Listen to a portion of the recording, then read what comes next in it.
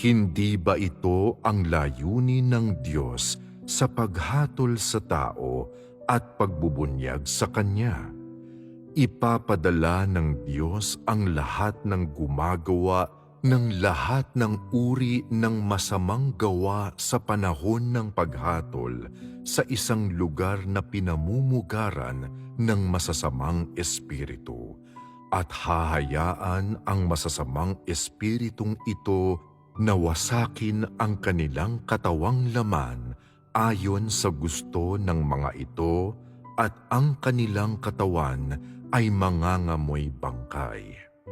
Iyon ang nararapat na ganti sa kanila.